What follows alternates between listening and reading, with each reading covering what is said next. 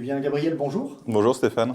Euh, Dis-moi, est-ce que tu peux te présenter, nous présenter 1 minute 30? Bien sûr. Donc je suis Gabriel Desbichobel, je suis le fondateur de l'agence 1 minute 30, qui est une agence spécialisée en inbound marketing, agence que j'ai fondée il y a 4 ans maintenant, début 2012. Et j'ai été l'un des premiers, voire le premier, à vraiment me concentrer sur le sujet de l'inbound. C'est un sujet que je me suis appliqué à moi-même, en faisant un article de blog par jour, une newsletter par semaine, un livre blanc par trimestre.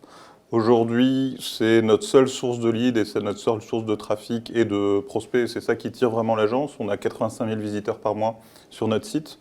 On a 55 000 abonnés à notre newsletter. On a 28 000 followers sur Twitter, un peu plus de 6 000 sur Facebook. On a 1500 téléchargements de nos livres blancs tous les mois, ce qui fait 750 nouveaux contacts qui rentrent en base et qui sont traités par du marketing automation par la suite. Et de facto, on va avoir 3 à 4 lead shows et briefs par jour, donc 3 à 4 opportunités par jour qui arrivent par le site et qui nous permettent de nous développer. Aujourd'hui, on est une dizaine de personnes, donc on a une croissance de 200-220% par an depuis 4 ans. Et voilà, on est plutôt content du chemin parcouru, et il reste beaucoup à parcourir, vu qu'on a l'ambition de continuer à grandir. On a aussi créé ce lieu dans lequel on est en train de tourner et dans lequel vous avez réalisé votre événement aujourd'hui, qui s'appelle le Marketing Space, et qui est un lieu destiné au marketing et à la communauté du marketing, avec 70 postes, 630 mètres carrés, des studios vidéo, des studios son, un studio de créativité dans lequel a eu lieu la journée Automation Day, des salles de réunion. Donc c'est un lieu qui est ouvert et qui est bien sûr prêt à être loué ou à accueillir des coworkers. Merci pour cet accueil. D'ailleurs, on a passé une très très belle journée dans tes lieux. Merci Stéphane. Est-ce que tu disais, c'est très intéressant, tu t'appliques à toi-même effectivement ce que tu vas appliquer et expliquer aux clients par la suite. Qu'est-ce que tu as apporté le marketing automation et comment tu l'appliques aujourd'hui avec tes clients? Moi, le marketing automation, comme je vous disais, il y a 1500 téléchargements de mes livres blancs tous les mois, ce qui fait un peu plus ou à peu près 50 par jour.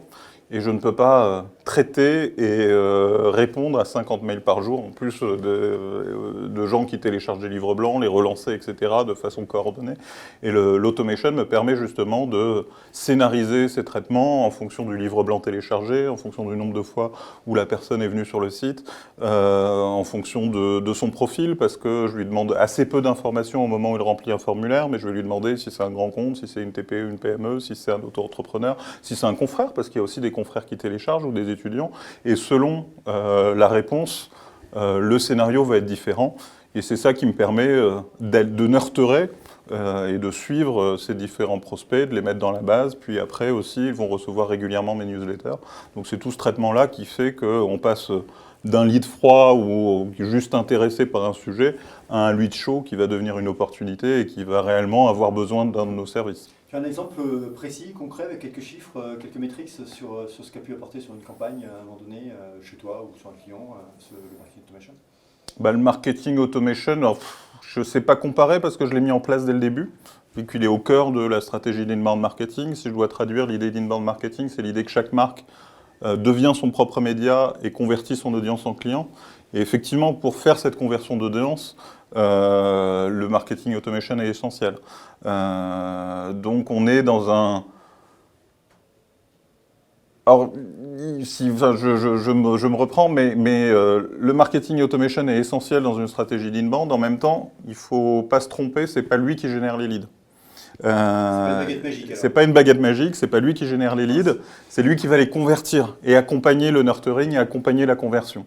Et dans cela, c'est pas lui qui va faire plus de trafic, c'est pas lui qui va faire plus de téléchargement de livres blancs. En revanche, c'est lui qui va faire en sorte qu'une fois qu'un livre blanc est téléchargé, une fois qu'un formulaire est rempli, que chaque lead, que chaque formulaire soit suivi, soit traité jusqu'au moment où il est vraiment mûr pour être client ou pour prendre rendez-vous. Et dans ce cadre-là, moi je trouve que c'est pas tant en KPI que ça se mesure, mais c'est vraiment en gain de temps. Moi, si aujourd'hui je devais traiter mes 150 leads par mois et faire toutes les relances de façon manuelle, j'aurais 2 ou 3 ETP, donc équivalent de temps plein, pour faire ça, pour essayer de le faire bien, et ce serait assez fastidieux, et ce serait pas très intéressant, donc ça coûterait cher, et ce serait pas nécessairement très bien fait. Là, quand c'est scénarisé, je suis sûr du truc, c'est fait, que ce soit que la personne soit malade ou pas, etc. Le suivi est fait, les emails repartent, ils sont suivis, le client reste aware, ou enfin au courant que la marque existe, de ses services, etc. Et il vient que quand il est vraiment mûr. Tu commences à faire du Jean-Claude Van Damme. Tout à fait. Ce qui était intéressant, quand on s'est connus, moi je me souviens, je t'ai appelé parce que tu avais de la connaissance autour d'Eloqua, d'Oracle, de Marketo, d'HubSpot, enfin les gros du marché. Qu'est-ce qui t'a intéressé dans l'approche web mécanique? Moi, ce qui m'a intéressé dans votre approche, et ce sur quoi je pense avoir aussi participé à la faire évoluer, c'est une dimension orientée agence. Les gros du marché s'adressent aux clients en direct en leur vendant du rêve, donc ce côté baguette magique, et en coûtant quand même relativement cher, et donc en allant prendre de l'argent, qui est à mon avis souvent, le client se dit j'achète une solution de marketing automation, HubSpot et les autres, et tout d'un coup je vais avoir des leads. Donc il dépense 1 000 € par mois, voire plus, et il n'a pas de lead. Et donc, il a dépensé 15 000, 20 000 € et il se retrouve un peu le bec dans l'eau. Et là, il se dit peut-être que j'aurais dû faire appel à une agence et peut-être mettre en place du contenu et peut-être avoir une vraie stratégie éditoriale avant d'avoir un outil de marketing automation.